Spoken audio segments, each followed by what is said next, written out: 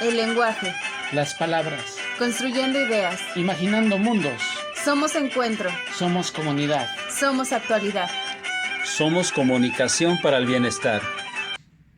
Hola, ¿qué tal? Seguimos aquí en Comunicación para el Bienestar y hoy tenemos un tema que ya lo habíamos tratado el año pasado, el tema del COVID, pero dadas las circunstancias y sobre todo, dados los números, el repunte en los casos de COVID, sobre todo en México, vale la pena dedicar un tiempo a discutir sobre el tema.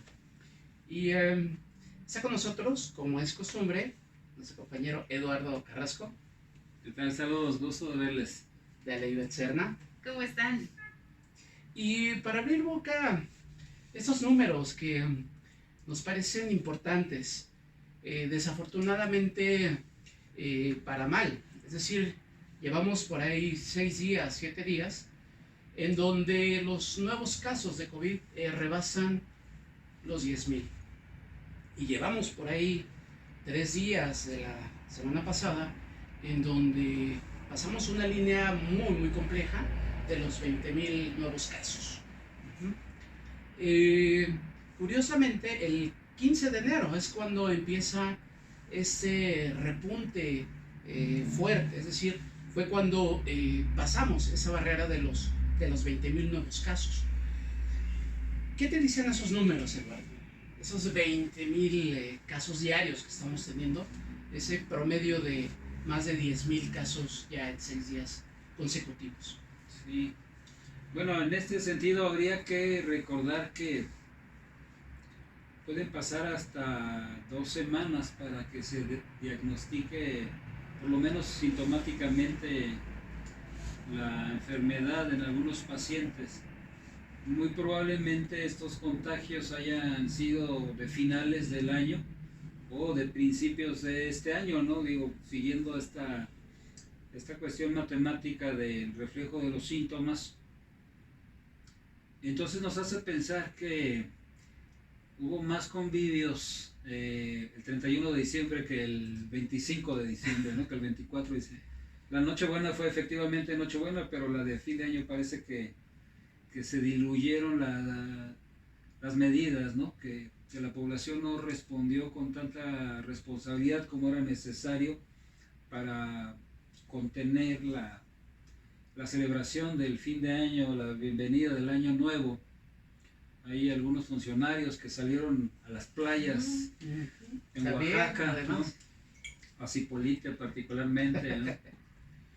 Se explica también, bueno, este es digamos el indicador, pero después de prácticamente un año en cuarentena, en resguardo, tener un poco más de solvencia, como los que pudieron gozar del aguinaldo y días de asueto franco, había condiciones para que esto sucediera. Queda la impresión de que el reforzamiento del semáforo rojo, por lo menos en el Valle de México, a partir de la segunda mitad de diciembre, tenía la intención precisamente de contener el contagio, y bueno, por los números que vimos a mediados de enero, pues no dio los resultados esperados, ¿no?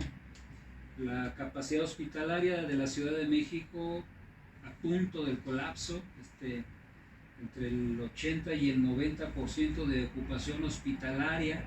Y hay otros entornos, Jalisco, por ahí está en el mismo nivel, Nuevo León.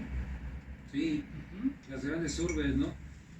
Que bueno, hay que recordar también, por ejemplo, en diciembre hubo un par de imágenes que llamaron la atención de Vallarta, Puerto Vallarta, en el caso Jalisco, ¿no? El hundimiento del Gaitani, que se conocía, un yate que estaba de divertimento ahí de la comunidad gay, en el caso de Puerto Vallarta, por eso se volvió nota, ¿no?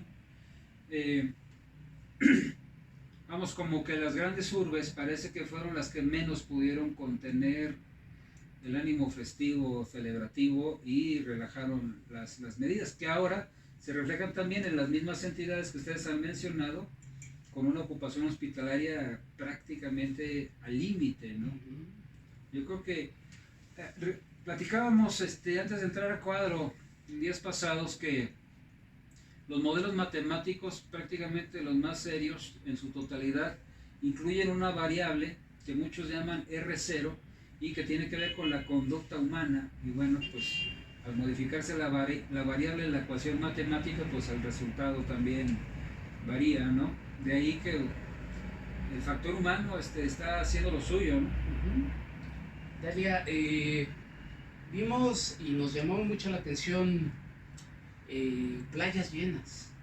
Vimos escenas del centro histórico de la Ciudad de México a fin de año también llenas. ¿Qué pasa ahí? Es decir, podemos establecer ahí una relación entre ese fenómeno y el repunte. Sí, claro, indudablemente el R0 se nos destrampó, ¿no? No. Yo creo que aquí convivieron varios factores. Por un lado, sí, el relajamiento social que nos habla la gente, pues son épocas en las que se reúne, convive, sobre todo la fiesta de fin de año es como la fiesta, ¿no? Más social que el tema del 24, el 25, que pues es un poco más discreta, más familiar, un poco más litúrgica, pero el fin de año es fiesta como tal. Pero también creo que se suman factores de una cierta permisibilidad gubernamental, y no hablo nomás por el subsecretario allá en Cipolite, sino porque nosotros lo comentábamos en esas fechas, 1 o 2 semanas antes de que volviéramos a semáforo rojo, al menos aquí en la Ciudad de México. Nosotros hablábamos de que los datos ya, y bueno, muchos analistas y muchos medios, que los datos ya nos daban para regresar nuevamente a un encierro o a las medidas del semáforo rojo, y que se fue postergando hasta que la liga ya no se pudo estirar más, y comprendemos que fueron factores fundamentalmente económicos, ¿no? Sí. Pues darle a la gente que en esta temporada sale a la venta, tanto formal como informal, y que pues tienen un respiro de todo un... El 6 de enero el 6 de enero, o sea, tiene de un año pues complicado económicamente, pero que las consecuencias las estamos viendo ahora. Y por el otro lado, el factor turístico, que también es económico, ¿no? Hablamos de que Acapulco, 2 semanas antes de las vacaciones formales, digamos que se declaran con la salida de los niños de la escuela, ya estaba en un 70% de ocupación. O sea, 2 semanas antes del periodo vacacional, Acapulco, en un periodo de pandemia, semáforo naranja, 70% de ocupación.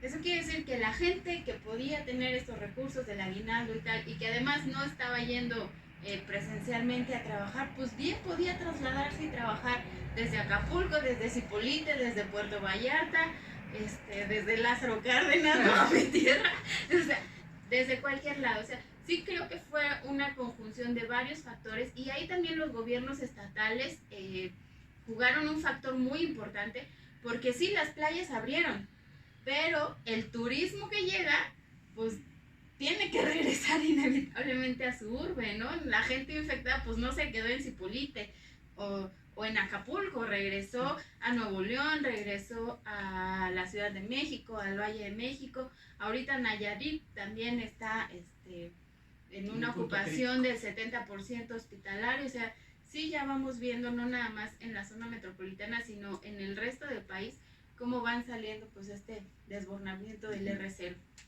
Y además, era gente que iba a Acapulco, a Iztapa, etcétera, y que conseguía hospedaje, que conseguía servicios, que podía ir a comer a restaurantes. Desde luego, esto nos implica un reto bien complejo, un reto de tipo económico, de tipo ético incluso, la actitud del empresario, la actitud del hotelero, la actitud del restaurantero frente a la pandemia y frente a su situación personal, que es muy respetable, desde luego, pero vamos, es bien complejo, ¿no? El empatar esas dos necesidades que de repente parece que son opuestas, ¿no? La necesidad, pues, de seguir obteniendo ese lucro que como hotelero, desde luego, es hasta respetable que lo obtenga.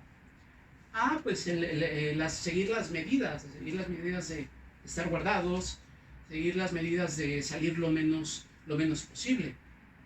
Entonces, bueno, aquí hay una suma de variables, y llama mi atención un comentario que hace la Organización Mundial de la Salud, que sin descartar la existencia de cepas, las nuevas cepas que pues, están empezando a salir, la de España, la de Brasil, etcétera, está viendo que más bien repunte en el COVID, en los números de nuevos enfermos, tiene que ver más con este tema que comentamos hace ratito, con el tema conductual, ¿sí? Con el tema de que humanamente se nos hace bien complejo pues el permanecer en casa, usar el cubrebocas. Hay mucha gente que todavía lo cuestiona, el lavado de manos que es tan importante, que es tan fundamental. Uh-huh.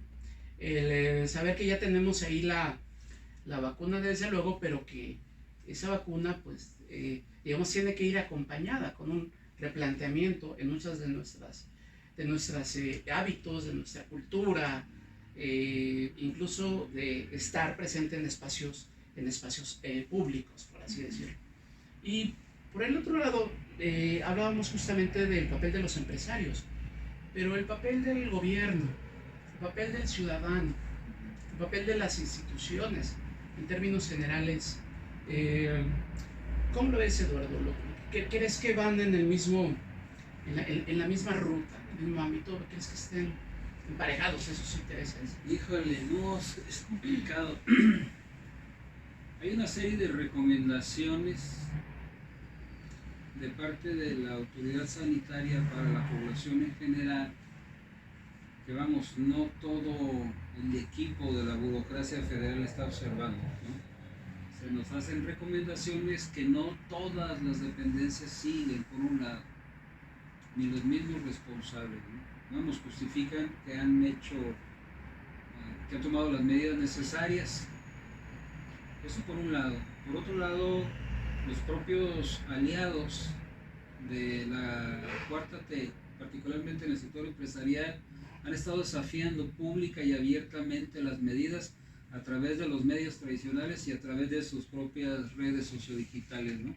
Caso Salinas Pliego, ¿no? Ha expuesto no nada más a la población, que es importante, pero también a sus propios colaboradores, ¿no? Uh-huh. Esto hay que señalarlo. Es decir, el sector empresarial y el sector gubernamental tienen disonancias a la hora de comunicar sus mensajes. Pero por otro lado, la misma sociedad.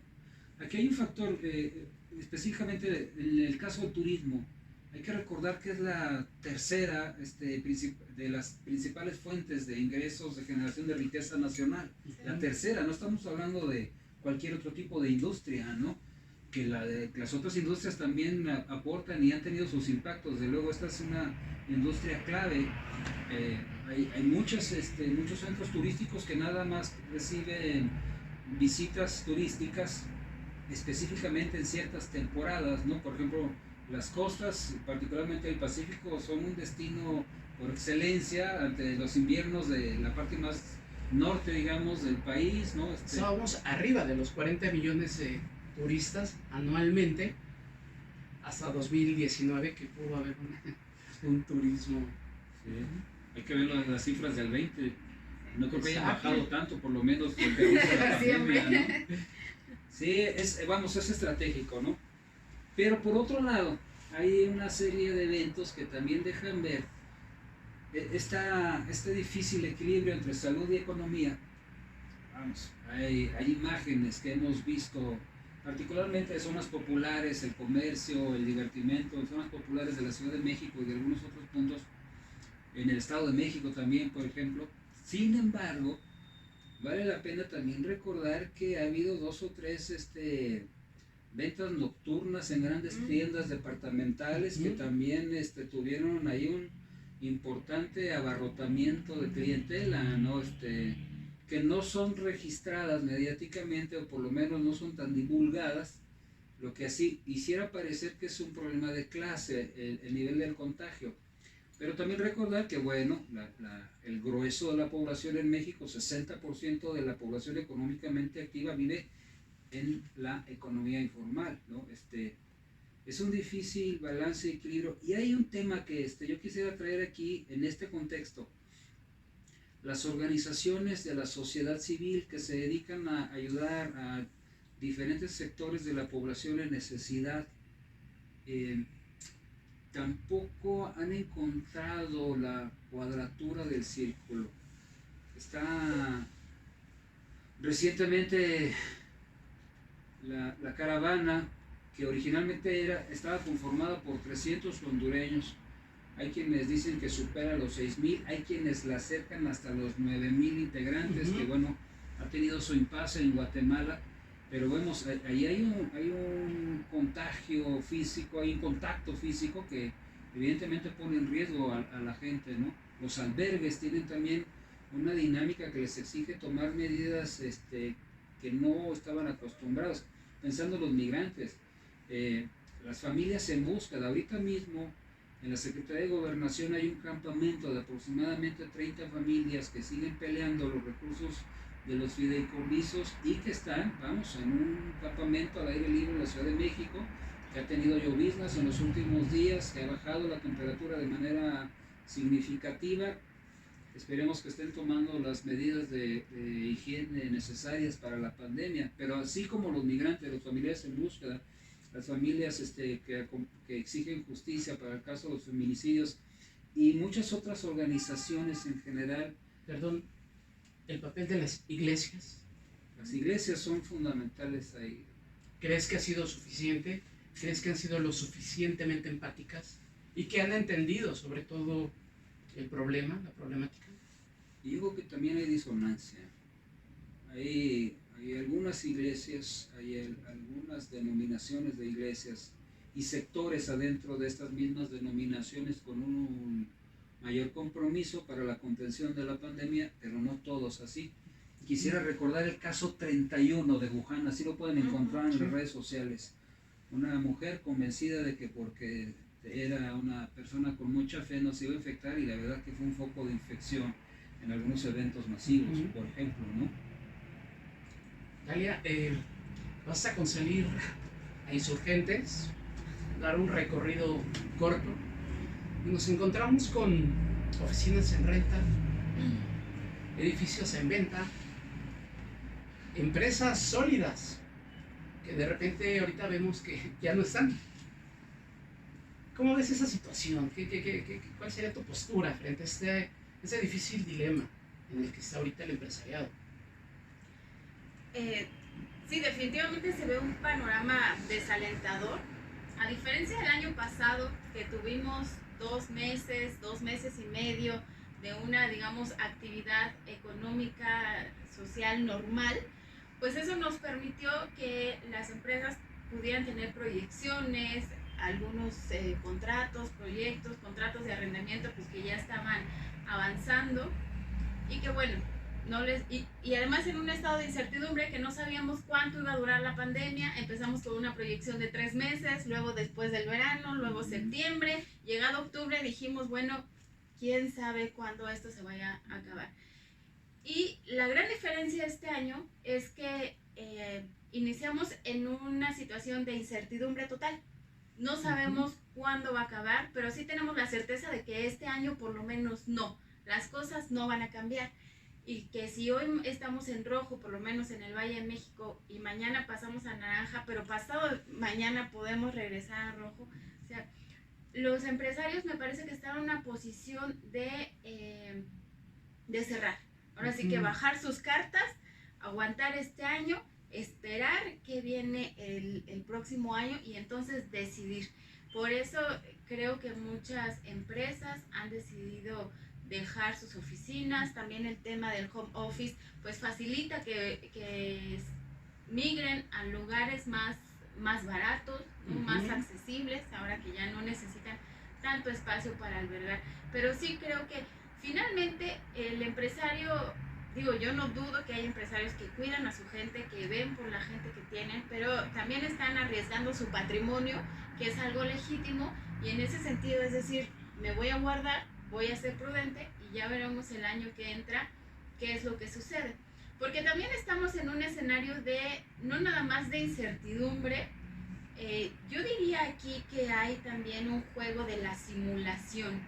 Y no nada más, ¿a qué me refiero? Por ejemplo, los gobiernos. En la Ciudad de México nos mandan al rojo ya cuando no hay más remedio, pero no se aplican las medidas que el semáforo rojo dice que se debe de aplicar, que es el cierre de comercio no esencial, el cierre absoluto de comercio no esencial, el resguardo obligatorio en casa, o sea, no se aplicaron las medidas y entonces ahí ya hay una simulación.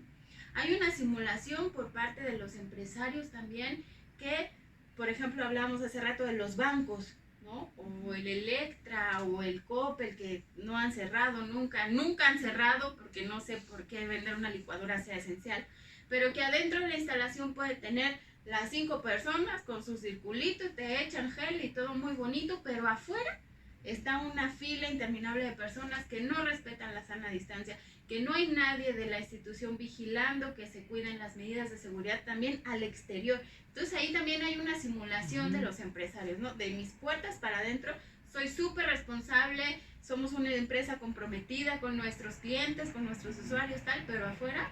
Los restauranteros. Los restauranteros, que se ha dado el caso que cierran, pero cuando nadie me ve, en la parte de atrás tengo un rinconcito escondido donde la gente sigue pasando a comer, por ejemplo. También tenemos simulación en los gobiernos porque en varios municipios del Estado de México, por ejemplo, aunque está en rojo el Estado de México, dice, no, mi municipio está en naranja. Entonces, sigamos, ustedes tranquilos.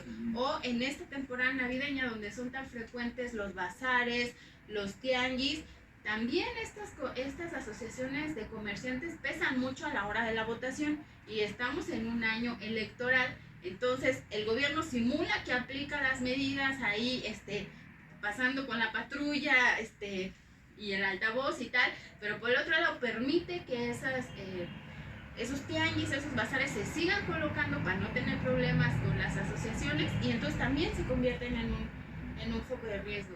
Hay simulación por parte de los hoteleros, que ya lo dijimos, pero también hay simulación en los ciudadanos. O sea, yo voy a simular que me cuido, voy al súper y uso el cubreboca, no sé si por conciencia en verdad, o porque si no lo llevo no me van a dejar entrar, o sea, estamos jugando a ese tema, a que si no me obligan a resguardarme, pues entonces es que me están invitando a salir, ¿no? Me permiten estar saliendo y haciendo mis fiestas de fin de año e irme de vacaciones y todo el mundo estamos... Lo que no está prohibido está permitido. Lo que no está prohibido está permitido. Y entonces eso es un riesgo, porque entonces, ¿cómo apelamos a un tema de conciencia social? ¿No? Claro. O un tema tan básico como estos cubrebocas de la valvulita, ¿no? Los llamados cubrebocas, ¿cómo se llama?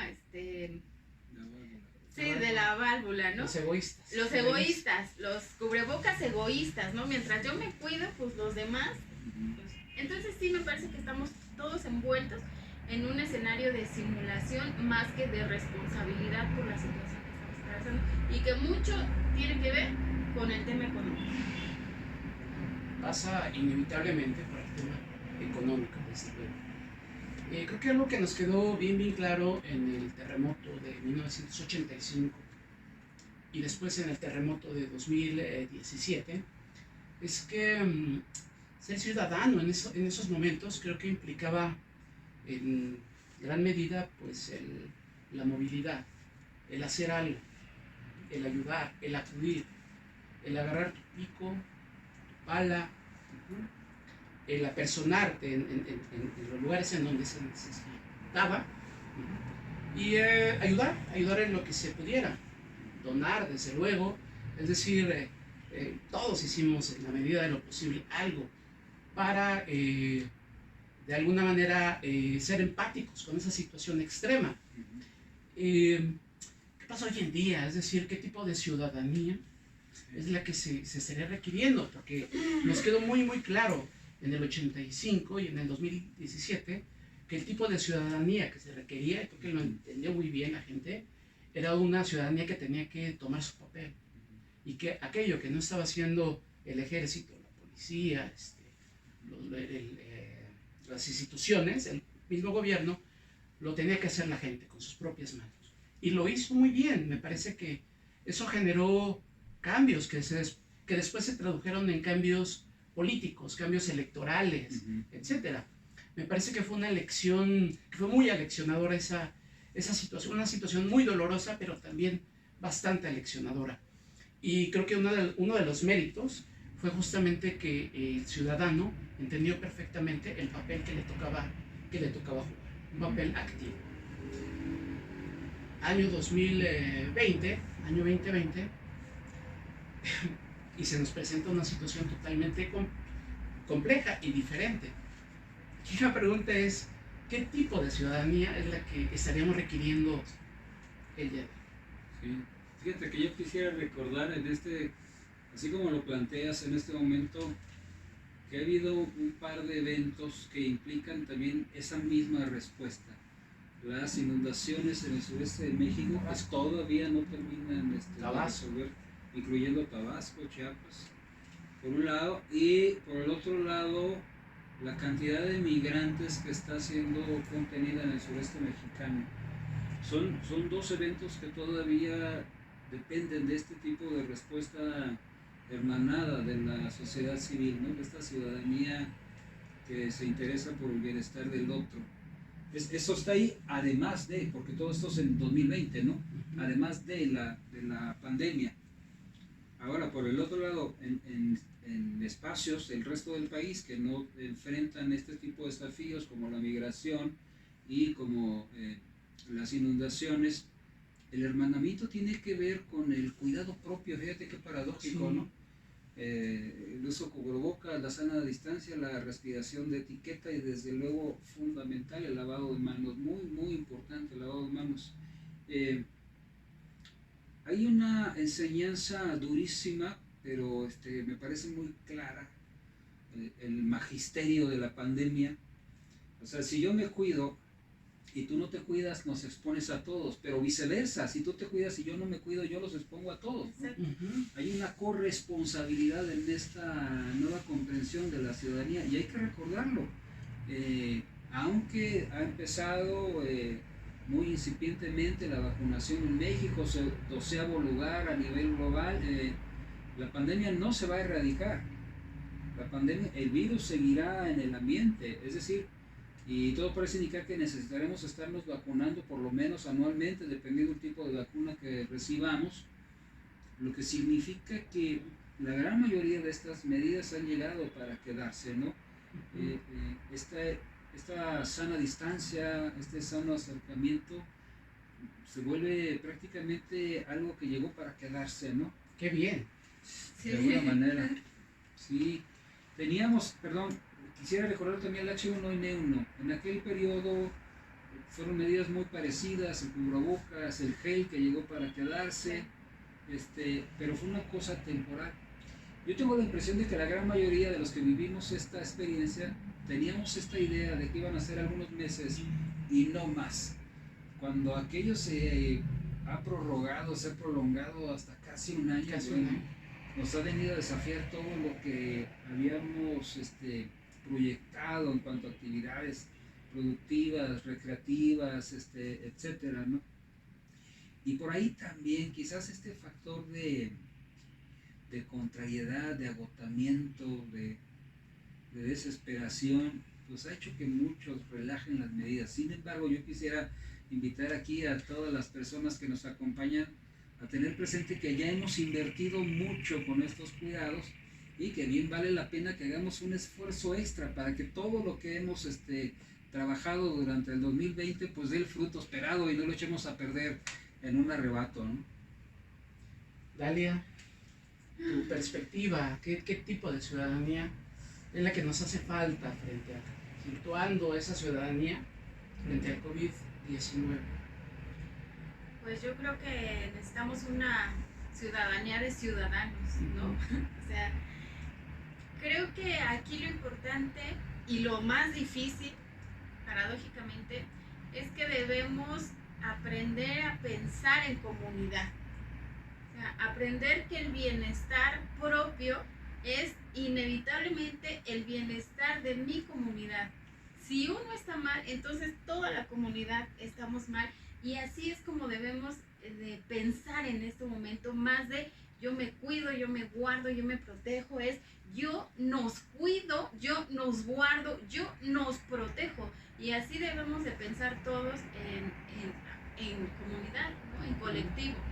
Y por el otro lado necesitamos una ciudadanía creativa que pueda buscar las formas de tejer nuevas formas de hacer comunidad. Lo hablábamos hace unos días, que hemos encontrado figuras muy heroicas, muy creativas, como estos grupos de WhatsApp o los grupos de Facebook, donde los barrios, donde las colonias se están organizando para el comercio, pero también se están organizando para pasar números de emergencia, para contactar un médico, para contactar un tanque de oxígeno, para hacer cadenas de apoyo. O sea, son comunidades muy creativas, muy colaborativas, que están poniendo el ejemplo de la ciudadanía comunal que estamos necesitando, y que además no pasa por ningún tipo de intermediario, ni político, ni económico, ni de liderazgo social. Es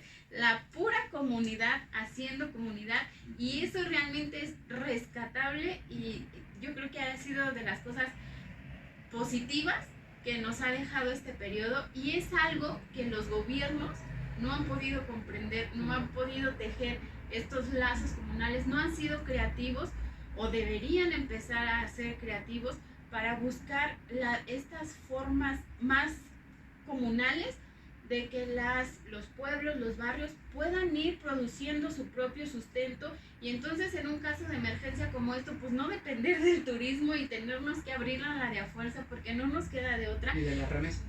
O de las remesas, y los gobiernos tienen que ser más creativos para generar esos núcleos de producción interna, de autoconsumo, que puedan dar sustentabilidad y puedan dar la posibilidad de que la gente de una comunidad pueda guardarse, así sea en la Sierra de Oaxaca como en la Ciudad de México, en cualquier lugar. Y creo que esa creatividad es la que le falta a los gobiernos. Una ciudadanía creativa. Dostoyevsky: todos somos responsables de todo y de todos. Exacto. Y yo primero que todos. Exacto. Es esa convivencia entre el resguardarse para resguardarnos. Esa empatía, esa muy curiosa, muy particular forma de percibir a la comunidad. Y en lo que dices hay cosas bien interesantes. Hablamos hace ratito de los grandes empresarios, pero ¿qué pasa con las pequeñas tiendas, ¿no? Esas tiendas barriales a las cuales tú te has referido, que muchas de ellas incluso han cambiado un poquito de giro, que han hecho repartos a domicilio. Esas comunidades que han surgido de manera espontánea y debido a la necesidad, y que se han convertido en protagonistas, me parece, de una experiencia de comunicación bien interesante, autogestivo, y que no pasa por esos grandes corporativos, y nos has introducido de alguna manera el papel de los medios. Me parece que este espíritu de esas comunidades virtuales barriales, de unidades habitacionales, etcétera, me parece que rescatan un elemento fundamental de lo que se pensó que podrían ser las comunidades virtuales. Comunidades inteligentes, comunidades participativas, y comunidades en donde lo importante justamente era la comunidad, justamente el resguardo de la comunidad. Pero ¿qué pasa con los grandes medios? ¿Qué enfoque, qué encuadre estás viendo tú en Televisa, Canal 40, los grandes medios?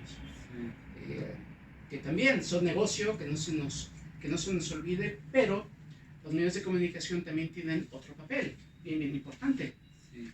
Generadores de opinión pública y sobre todo informar a la ciudadanía. Sí, ahí hay un serio problema que también tiene antecedentes previos a la pandemia, ¿no? Con el triunfo de la Cuarta Transformación, perdieron muchos de sus beneficios a la hora de pautar anuncios por infomerciales, publicidad incidental, etcétera, etcétera.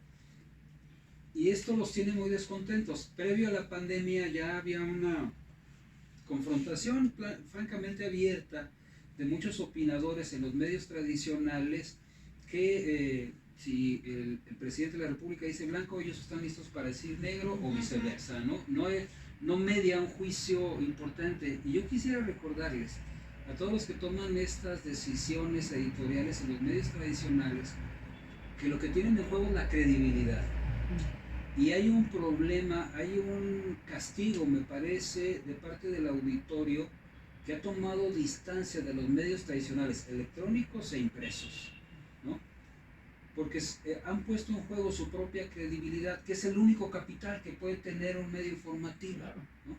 Y si tú lo expones por una cuestión de conflicto de intereses, también se hace evidente. Desafortunadamente, las redes sociodigitales han ocupado ese espacio que han dejado vacíos los medios tradicionales, y digo desafortunadamente porque no tienen el herramental periodístico para trabajar la información, para presentarla con un mínimo de claridad, de oportunidad y de acceso a la sociedad. Ahí, por un lado, los intereses que han sido afectados por esta cuarta transformación encuentran en la pandemia la oportunidad para tener embates durísimos fuera de contexto contra los responsables en el manejo de la pandemia, y por otro lado la cobertura que dan la gran mayoría en las redes sociodigitales sin el herramental periodístico suficiente y necesario también dejan mucho que desear. Hay salvedades, pero son personas que vienen de una trayectoria periodística y que entonces acceden a las redes y bueno, tienen las nociones, el conocimiento, la técnica, el conocimiento al servicio de la patria. Ojalá fuera al servicio de la patria. Así. Sí, y bueno, esto da un cóctel de riesgo en un año electoral. Claro. Es verdaderamente desafiante, particularmente para la ciudadanía, porque en cualquiera de los dos polos, lo único que hay es ceguera informativa. Unos por defender, otros por criticar, pero entonces falta el balance, el equilibrio informativo. Yo estoy de acuerdo en que se presente voces críticas, pero que también haya un contrapeso para que entonces el auditorio haga sus propios juicios. Pero eso sería necesario tanto en las redes sociodigitales como en los medios tradicionales de comunicación. Platicábamos hace unos días, hubo unas imágenes terribles de Grupo Imagen en el noticiero principal que conduce este señor Gómez Leiva, un programa de 30 minutos que dedica aproximadamente 5 a presentar la agonía y la muerte de 4 pacientes de COVID. Me parece que eso era para la alarma, para la extinta prensa de la alarma de amarillismo. Sinceramente me parece que estuvo bastante fuera de sitio, me parece que transgredió una línea ética de responsabilidad periodística, fue un sensacionalismo innecesario. Y bueno, lo peor del caso es que además lo hizo el día viernes, cuando la gente tiene un poco la disposición más de prepararse para sociabilizar el fin de semana, a pesar de las restricciones. Hay, creo, un interés particular ya personalísimo para embatir al responsable del manejo de la pandemia en México. Las razones tendrán, sus razones y sus motivos. Sin embargo, esto no ayuda para nada, informativamente hablando, a la ciudadanía, para nada. Vaya, ¿de qué nos sirve este enfoque, este encuadre que me parece que le entra el tema de la tragedia humana, el drama humano inherente a la pandemia, pero tratado desde una perspectiva bien escandalosa, alarmista, amarillista? Una de las primeras cosas que planteó y que criticó la Organización Mundial de la Salud fue la pandemia. Sí. Y duramos un año y vemos ese tipo de escenas. ¿Para qué nos sirve? ¿Nos sirve de algo? Pues no nos sirve para nada, ¿no? Mira, yo soy periodista. Yo encuentro que hay periodistas muy capaces, de mucha calidad, medios que le echan muchas ganas, muchas propuestas digitales que de veras están interesados en la calidad de los contenidos. lamentablemente estos grandes corporativos o estos masivos, yo tengo ganas de que lleguemos a esta parte en un programa y yo diga, lo están haciendo súper bien. Pero, o sea, en este contexto debo decir otra vez que lo están haciendo lamentable.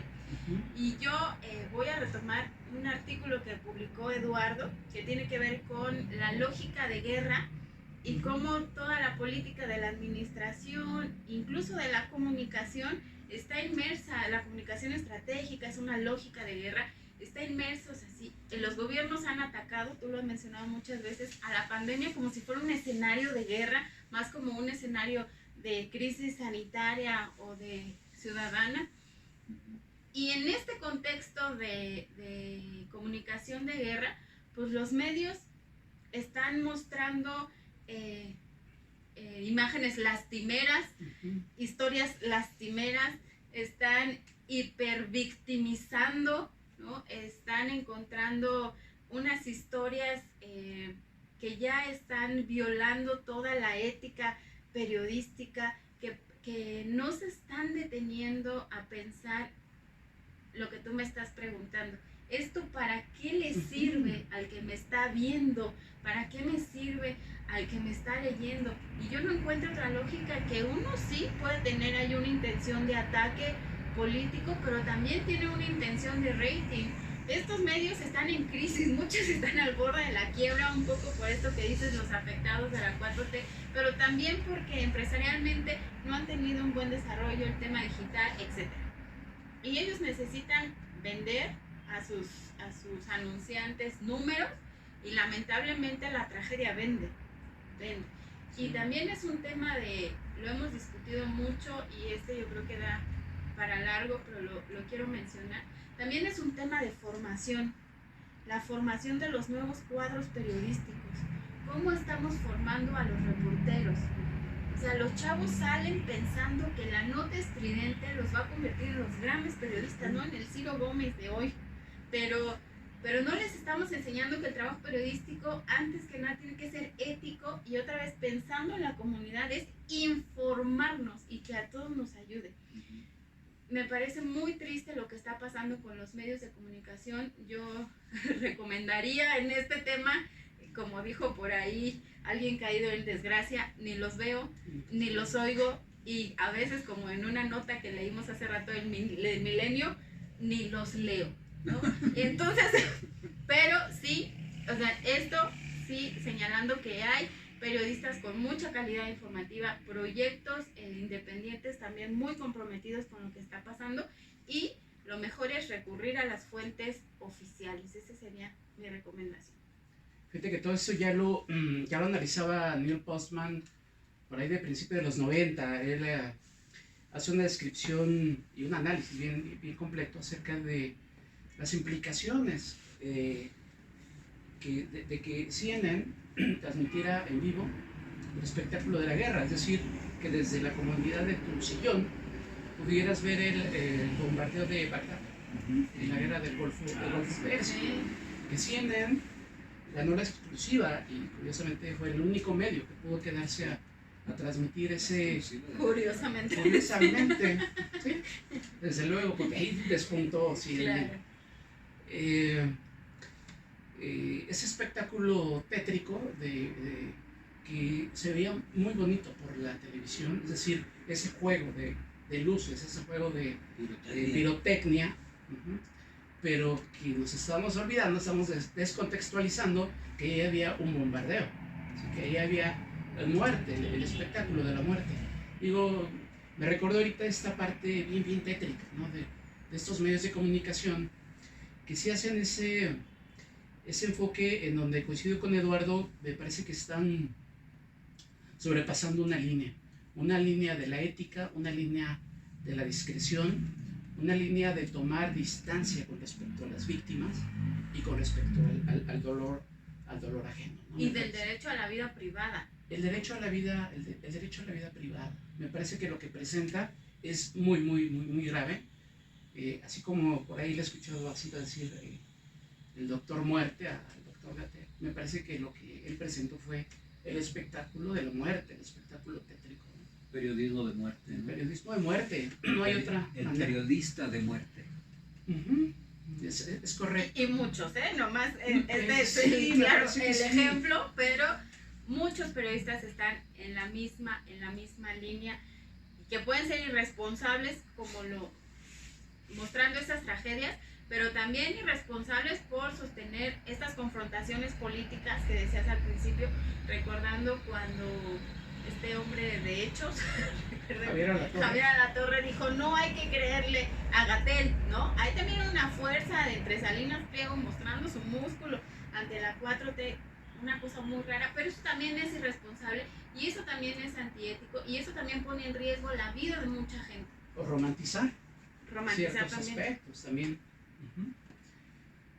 ¿Cuáles serían tus reflexiones finales, Eduardo, en ese tema pues tan complejo y en este contexto tan complejo en el que estamos situados?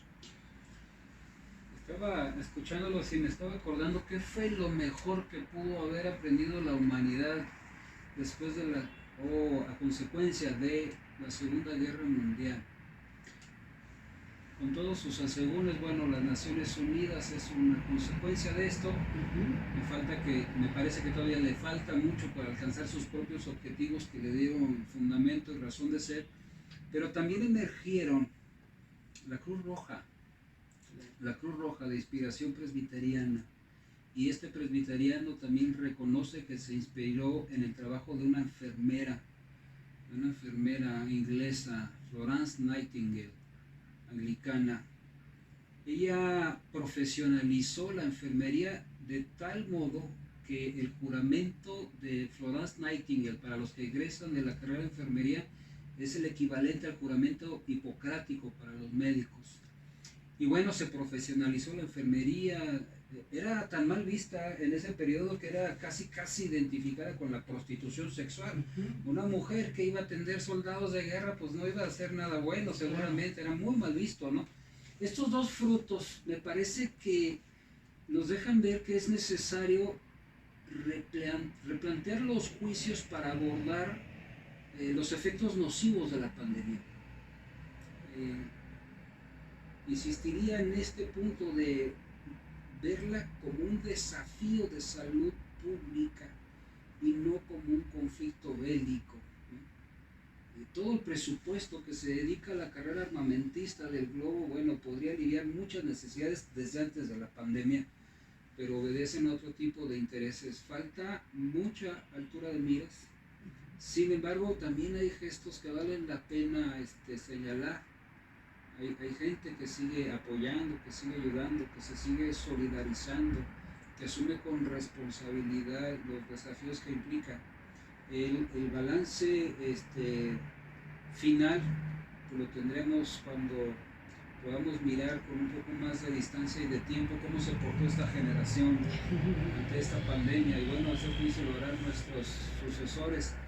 Pero como decía el maestro Monsiváis, no soy un pesimista, soy un optimista, pero bien informado. Pero ahora no estamos bien informados, ¿no? Es lo que estamos, sí, justamente. Es el tema. Dalia, ¿con qué te quedas? ¿Qué visión tienes de esta perspectiva? Yo me quedo con que en los últimos días, semanas, ha sido un tema de agenda la censura en las redes sociodigitales. La estamos satanizando, sí, ya lo hemos hablado aquí, tienen sus cositas, pero rescataría que la ciudadanía bien organizada también puede utilizar estas tecnologías a su favor, como en los casos que ya los hemos mencionado. Yo creo que debemos voltear más a la comunidad, debemos generar más redes de apoyo comunitario, debemos conocer al vecino, que a veces no lo conocemos, apoyar el de al lado. Creo que con eso me quedaría, y en estas redes también podrían desafiar a los grandes medios de comunicación haciendo un ejercicio comunicativo donde se desmienta la información falsa, donde se tenga la responsabilidad de no difundir información de fuentes no confiables o no identificadas, que se pueda difundir información útil, oportuna, que nos beneficie a todos. O sea, así como ha ayudado a ser creativo en el tema social, en el tema de la salud, en el tema económico, quizá también podría ser un ejercicio de desafío a los grandes medios de comunicación que no nos están ayudando. Y yo coincidiría justamente en esa perspectiva, que sería con lo que podría quedarme, esa perspectiva optimista de todo este escenario bien complejo. Es decir, el papel de estas redes, estas comunidades virtuales autogestivas, hechas más por la necesidad. Me parece que incluso en corporativos como el Heraldo puedes encontrar joyas como Fernanda Tapia, que tiene un proyecto bien interesante, el del turismo barrial, en donde de alguna manera nos hace voltear a esos entornos pequeños, esos entornos en donde podemos explorar qué hay en nuestra alcaldía, qué podemos comprar, etcétera, ¿no? Me parecen esfuerzos que desde luego por sí solo brillan, y que están cargados de esos elementos que de repente se pierden. Es decir, ese capital social, esa confianza que deberíamos tener en los medios de comunicación, me parece que se está perdiendo por detalles y por encuadres como los que estábamos analizando. No sé si quieren agregar algo más. Un anuncio, estaremos participando en el Foro Social Mundial. Invitarlos para que nos acompañen, nos hagan sus comentarios, sus recomendaciones, sus críticas, siempre bienvenidas, que nos enriquecen. Agradecerles su atención. Listos para participar en el foro. Hasta luego, muchas gracias. Gracias. El lenguaje. Las palabras. Construyendo ideas. Imaginando mundos. Somos encuentro. Somos comunidad. Somos actualidad. Somos comunicación para el bienestar.